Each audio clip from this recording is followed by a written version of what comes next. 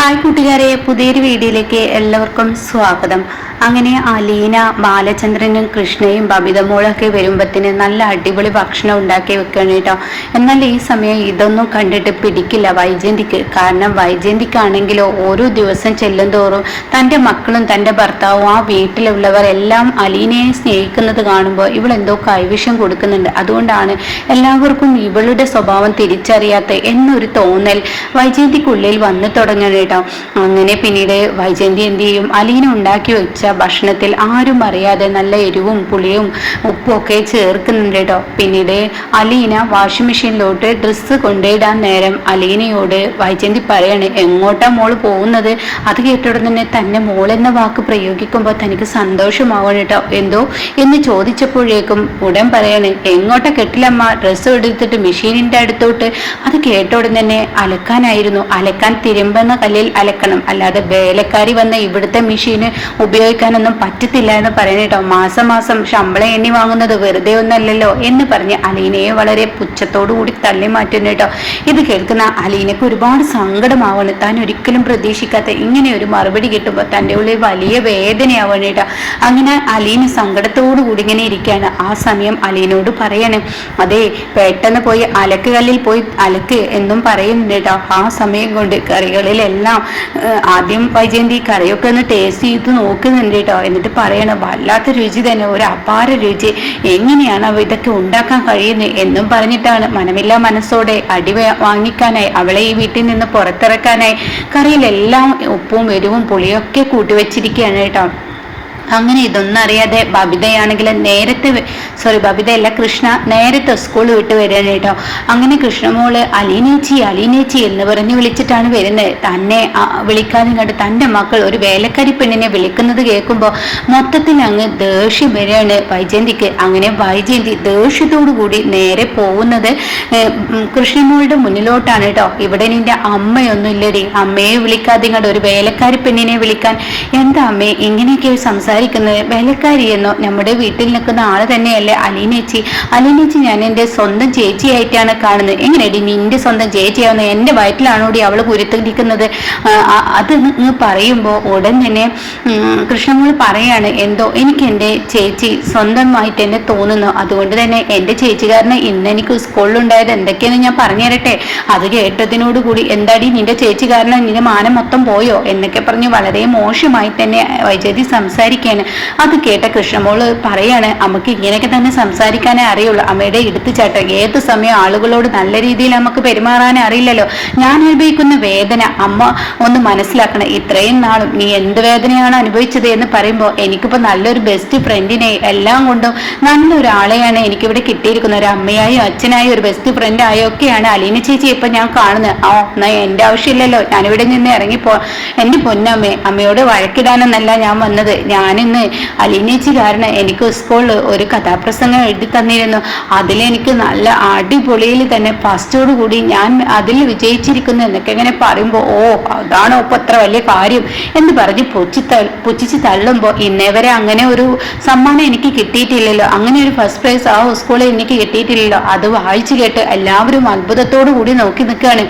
അങ്ങനെ അലീനയെ തിരക്കി കൃഷ്ണ വൈജയന്തിയെ തട്ടിമാറ്റി അവിടെ നിന്നും പോകുമ്പോൾ അലീന അലക്ക് കല്ലിൽ തിരുമ്പുന്ന ആ രംഗാണ്. എന്നാൽ വൈജയന്തി പിറകെ പോവാണ്. അപ്പൊ അത് കാണുന്ന കൃഷ്ണമോൾക്ക് ഭയങ്കര സങ്കടമാവാണ്. എന്തിനാ ചേച്ചി ഈ കണ്ട ഡ്രസ്സ് ചേച്ചി അലക്ക് കല്ലിൽ തിരുമ്പുന്നത്? ഇവിടുത്തെ പണിയെല്ലാം കഴിഞ്ഞതിന് ശേഷം ചേച്ചി ഇത് തിരുമ്പൊന്നും വേണ്ട, ഇവിടെ അതിനൊക്കെ വാഷിംഗ് മെഷീൻ ഉണ്ടെന്ന് പറയുമ്പോൾ, അത് വേണ്ട മോളെ, ഞാൻ തിരുമ്പിക്കോളാം, നിനക്കെന്താടി അവൾ അലക്ക് കല്ലിൽ തിരുമ്പുന്നതിന് കുഴപ്പം, എന്നാൽ നീയും കൂടി അങ്ങ് സഹായിച്ചോ എന്ന് പറഞ്ഞ് ഒച്ച എടുക്കുന്നു കേട്ടോ. അപ്പോഴേക്കും ബാലചന്ദ്രനും എത്തണോ? എത്തിയോ? ഇനിയിപ്പോൾ അലക്കുകല്ല് തിരുമ്പുന്നത് കണ്ട ഇയാൾക്കും തുടങ്ങും ഇനിയിപ്പോൾ അവളോട് സിമ്പതി. അത് കാണാൻ നിൽക്കുന്നതിനേക്കാൾ നല്ല താൻ തൻ്റെ പണി നോക്കി പോകാൻ നല്ലതെന്ന് കരുതിയിട്ട് അകത്തോട്ട് കയറി പോകുന്നുണ്ട് കേട്ടോ. അപ്പോഴേക്കും ബാലചന്ദ്രനെ കണ്ട കൃഷ്ണമോൾ ഓടി വന്നിട്ട്, അച്ഛാ അത് കണ്ട ചേച്ചി വാഷിംഗ് മെഷീനിൽ തിരുമ്പാതെ അവിടെ കിടന്ന് തിരുമ്പുന്നതെന്ന് പറയുമ്പോൾ, എന്താ അലീനെ നീ കാണിക്കുന്നത്? ഈ കണ്ട ഡ്രസ്സുകൾ നീ അലക്കുകല്ലിലിട്ട് തിരുമ്പുന്ന കല്ലുമ്മയിട്ട് തിരുമ്പിക്കഴിഞ്ഞാൽ എത്ര നേരം നീ കിടന്ന് അവിടെ കഷ്ടപ്പെടണം, അതിലോട്ട് ഇട്ടേ എന്ന് പറഞ്ഞ് വഴക്ക് പറഞ്ഞിട്ട് കുളിച്ചു വരാൻ പറയാൻ കേട്ടോ. എന്നിട്ട് ബാലചന്ദ്രൻ പറയുന്നുണ്ട്, ഇന്ന് നന്നായി വിശക്കുന്നുണ്ട് മോളെ, എല്ലാവർക്കും ഭക്ഷണം എടുത്തൊക്കെ. അപ്പോഴേക്കും ബബിതയും എത്തണം കേട്ടോ. അപ്പൊ ബബിതയും അലീനച്ചി എന്ന് പറഞ്ഞ് വിളിക്കുന്നുണ്ട്. ചേച്ചി ഇന്ന് നല്ല വിശപ്പുണ്ട്, ഇന്ന് വല്ലാത്തൊരു സ്മെല്ലുമുണ്ട്, ഈ വീട്ടിലോട്ട് കയറി വരുമ്പോ എന്തൊരു മണമാണ്, എന്റെ ചേച്ചി എന്ത് റെസിപ്പിയോ ഉണ്ടാക്കി വെച്ചിരിക്കുന്നത്.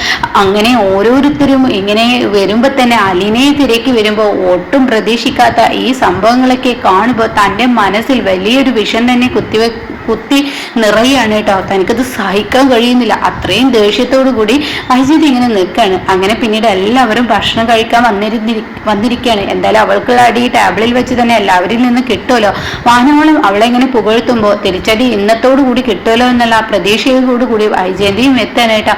അങ്ങനെ എല്ലാവർക്കുള്ള ഭക്ഷണം അലീന ഇങ്ങനെ വിളമ്പി കൊടുക്കുന്നുണ്ട്. അങ്ങനെ ചേച്ചി ഇന്നത്തെ ഭക്ഷണത്തിന് വല്ലാത്ത സ്വാദാണെന്ന് തോന്നുന്നു, മണത്തിൽ നിന്ന് തന്നെ അത് പിടിക്കുന്നുണ്ട് എന്ന് ബബിതയും കൃഷ്ണയും ഒക്കെ പറയുമ്പോ അത് ഏറ്റുപിടിക്കാൻ ബാലചന്ദ്രനോട്ടോ, ഇവിടെ എല്ലാവർക്കും ഇത് തന്നെയാണ് പറയാനുള്ളത് എന്ന് പറഞ്ഞിട്ട് ഓരോരുത്തരായി ഭക്ഷണം കഴിക്കാൻ ഒരുങ്ങുമ്പോൾ ബാലചന്ദ്രൻ പറയണേ, മോളെ നീ എന്താ ഇരിക്കാത്ത, നീ ഇരിക്ക്. അയ്യോ നിങ്ങളെല്ലാം കഴിച്ചതിന് അതെന്താ എവിടുത്തെ പരിപാടിയാണ് ഇവിടെ ഇരുത്തുന്നത് എന്ന് പറഞ്ഞിട്ട് വൈജയന്തി ദേഷ്യപ്പെടുകയാണ് കേട്ടോ. ഇവിടെ വേലക്കാരി എല്ലാവരുടെയും ഭക്ഷണം പ്ലേറ്റൊക്കെ കഴുകി വെച്ചതിന് ശേഷം അടുക്കളയിൽ ഒരു മുക്കും മൂലയിൽ പോയിരുന്ന് കഴിക്കട്ടെ, അത് കേൾക്കുന്ന കൃഷ്ണമോൾ അങ്ങനെയൊന്നും വേണ്ട. അപ്പോഴേക്കും ബാലചന്ദ്രൻ പറയണേ, ഇരിക്കും മോളെ, ഞാനാണ് നിന്നോട് പറഞ്ഞത് എന്നും പറഞ്ഞിട്ട് അവിടെ പിടിച്ചിരുത്തുമ്പോ വൈജയന്തി അങ്ങ് തടയുകയില്ല. കാരണം അമ്മാതിരി പണിയാണല്ലോ വൈജയന്തി അവിടെ ആക്കി വെച്ചിരിക്കുന്നത്. അങ്ങനെ എല്ലാവരും ഭക്ഷണം കഴിക്കാണ്. ആദ്യം ബാലചന്ദ്രൻ വായിലോട്ട് കൊണ്ടുപോയതും ബാലചന്ദ്രന് എരിവ് കൂടിയിട്ടും ഉപ്പുകൊണ്ട് കഴിച്ചിട്ടും അങ്ങ് ഇറക്കാനും കഴിയുന്നില്ല, തുപ്പാനും കഴിയുന്നില്ല. അതേ ഒരു മനോഭാവത്തിൽ ബാലചന്ദ്രൻ ഇരിക്കുമ്പോൾ അതേപോലെ ബബിതയും കൃഷ്ണമോളും ഒക്കെ ഇരിക്കുന്നുണ്ട് കേട്ടോ. ആരും അങ്ങോട്ടും ഇങ്ങോട്ടും ഒന്നും പറയാതെ ആകെ ഒരുമാതിരി ഒരു രൂപത്തിൽ ഇരിക്കുന്നത് കാണുമ്പോൾ അലീനയ്ക്ക് എന്തോ ഒരു പ്രശ്നം തോന്നാനായിട്ട് അങ്ങനെ അലീന പെട്ടെന്ന് ആ ഭക്ഷണം എടുത്ത് കഴിക്കുമ്പോൾ അയ്യോ ഇത് എന്ത് എരിവാണ് എന്ന് പറഞ്ഞതേ ഓർമ്മയുള്ളൂ. അപ്പോഴേക്കും അങ്ങ് വൈജയന്തിക്ക് ദേഷ്യം പിടിക്കാൻ കേട്ടോ. എന്തോന്ന് ഭക്ഷണം അടി നീ ഇവിടെ ഉണ്ടാക്കി വെച്ചിരിക്കുന്നത് എന്ന് പറഞ്ഞിട്ട് അവിടെ ഇരിക്കുന്ന ആ കറി എടുത്തിട്ട് അലീനയുടെ മുഖത്തോട്ട് ഒരൊറ്റ ഒഴിക്കലിട്ടോ. ഇത് കാണുന്നതിനോട് കൂടി ബാലചന്ദ്രനും ബബിതക്കും കൃഷ്ണമോൾക്കും താങ്ങില്ല. എന്താ അമ്മ ഈ ചെയ്യുന്നത്, അലീന ചേച്ചിയുടെ കണ്ണിലേറ്റി കറി പോയിരുന്നെങ്കിൽ അന്നേച്ചിയെ കൊണ്ട് ഇവിടെ നിന്ന് ഓടേണ്ടി വന്നിരുന്നില്ലേ, എന്ത് പണിയാണ് അമ്മ ഈ കാണിക്കുന്നത് എന്നൊക്കെ പറഞ്ഞിട്ട് എല്ലാവരും ചൂടാവുമ്പോ ഉടൻ തന്നെ ബാലചന്ദ്രനും ഒരൊറ്റ അങ്ങ് വൈജയന്തിയുടെ കരണക്കുറ്റി നോക്കി അങ്ങ് കൊടുക്കണം കേട്ടോ. എന്തും ചെയ്യാന്നുള്ള തോന്നലുണ്ടല്ലോ, അതിന് ചോദിക്കാനും പറയാനും ആളില്ലെന്ന് നീ വിചാരിക്കണ്ട. അത് കേട്ടോടത്തിന് ഇപ്പോഴത്തെ അവളുടെ ആള് നിങ്ങളാണല്ലോ എന്ന് പറയുമ്പോ വായിൽ തോന്നിയത് വിളിച്ചു പറഞ്ഞ എപ്പോഴും കേട്ടു നിൽക്കില്ല. നിന്റെ മോളുടെ സ്ഥാനമല്ലേ അത് നീ ഓർക്കണ്ടേ, ഒന്നല്ലെങ്കിൽ നിന്റെ മോളല്ലേ. എന്റെ മോളോ, എങ്ങനെ ഇവളെ എന്റെ മോളാവും എന്ന് പറയുമ്പോ അലീന ഉടൻ തന്നെ അങ്കിൾ എനിക്ക് വേണ്ടി സംസാരിക്കണ്ട. അപ്പോഴേക്കും അലീന അവിടെ ബാലചന്ദ്രനെ തടയാണ് കേട്ടോ. ഇതേ സമയം അങ്ങനെ ഒരു വാക്ക് പറഞ്ഞിട്ടും അത് മനസ്സിലാവാതെ വൈജയന്തി ആകെ ഇങ്ങനെ പകച്ചു നിൽക്കുക കേട്ടോ. എന്റെ മോൾ എങ്ങനെ ആവും എന്തെങ്ങനെ ചിന്തിക്കുന്നുണ്ട് കേട്ടോ. എന്നാൽ ഈ സമയം പിന്നീട് ഇങ്ങനെ ആലോചിക്കും, തന്റെ കഥകൾ പലവട്ടങ്ങളായി അലീന തന്റെ മുഖത്തടിച്ച് പറഞ്ഞിരുന്നതൊക്കെ ഇങ്ങനെ ഓർമ്മയിൽ വരുമ്പോ വൈജയന്തി ഇനി പൊട്ടിക്കരയുന്ന ഒരു നാളും വരാനിരിക്കുന്നുണ്ടേ.